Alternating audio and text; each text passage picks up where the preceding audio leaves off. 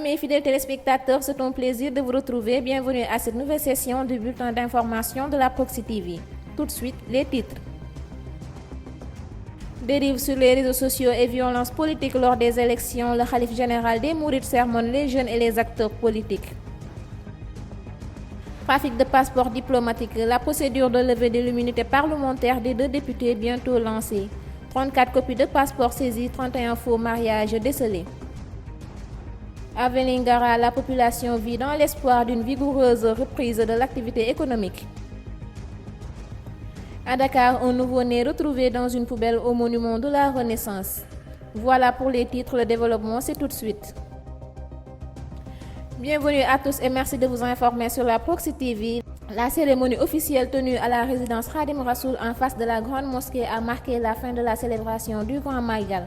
Le khalife général des Mourides a appelé les fidèles musulmans à se parfaire dans leur comportement afin de servir de modèle aux autres. Les dérives sur les réseaux sociaux constituent, selon le khalife général des Mourides Serigne Mountakha Mbacké, une réelle menace sur la stabilité religieuse à travers les confréries, mais aussi dans les familles où beaucoup de ménages sont volés en éclats à cause de l'utilisation démesurée de ces nouvelles technologies.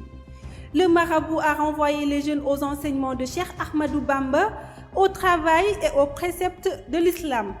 Le guide des Mourides s'est également dit éprouvé par les difficultés que vivent les populations impactées par les inondations.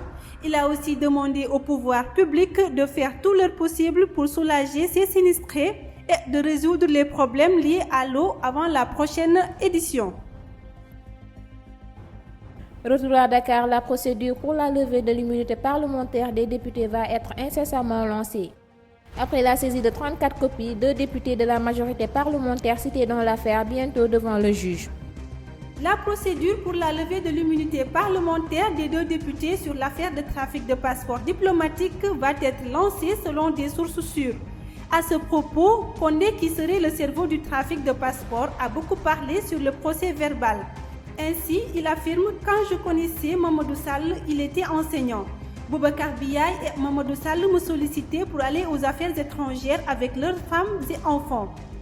Sadio Dansokho, que je connaissais, m'a souvent sollicité pour le dépôt de passeport pour des visas Schengen. » Aux frontières sud du Sénégal, la commune rurale de Paroumba, dont les habitants vivent de dynamiques millénaires d'intégration régionale, vit dans l'espoir d'une reprise économique post-Covid.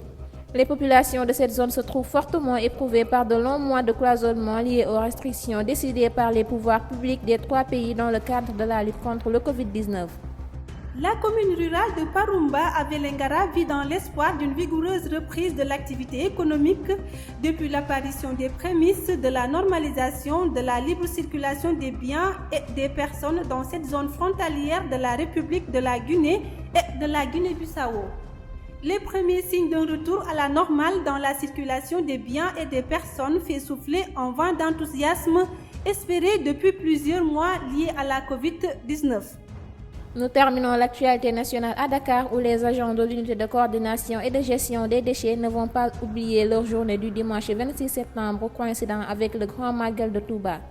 Dans le cadre de leur travail, ils ont trouvé un nouveau-né dans une poubelle au monument de la Renaissance africaine. Un nouveau-né vivant de sexe féminin a été retrouvé dans un bac à ordures vers 9h par des hommes qui exerçaient leurs fonctions au monument de la Renaissance. L'enquête ouverte par la gendarmerie a permis d'arrêter la maman qui serait âgée de 18 ans vers 3h après les faits à Ngor. Aussitôt alertés, les éléments de la brigade de Ouakam en compagnie des sapeurs-pompiers sont allés sur les lieux de la dite découverte. La petite miraculée a été retrouvée par des agents de l'UCG ce dimanche aux environs de 9h. L'actualité internationale avec Meïssa Touré. Actualité internationale que nous démarrons avec la Guinée, les points clés de la charte de la transition dévoilée par la junte. La charte qui s'appliquera jusqu'à l'instauration d'une nouvelle constitution guinéenne a été dévoilée lundi soir. Elle détermine le cadre juridique de la période de transition, dont la durée n'a toujours pas été fixée, mais on connaît désormais les organes qui seront mis en place et les règles qui les régissent. Emmanuel Macron, après la gifle, il est victime d'un jet d'œuf. Le président français a été la cible d'un jet d'œuf lors de son déplacement au CIRA de Lyon lundi. Le projectile a rebondi sur l'épaule du chef de l'État. L'auteur de ce geste a immédiatement été maîtrisé, par les services de l'ordre du président est menotté. Il a été placé en garde à vue. Selon les informations, Emmanuel Macron demande à ses équipes de s'entretenir avec le contestataire afin de connaître les motivations exactes. Le premier ministre malien Jogel Maïga accuse la France d'abandon en plein vol avec sa décision de retraite de la force Barkhane. La Russie a confirmé que Bamako avait approché des sociétés privées russes.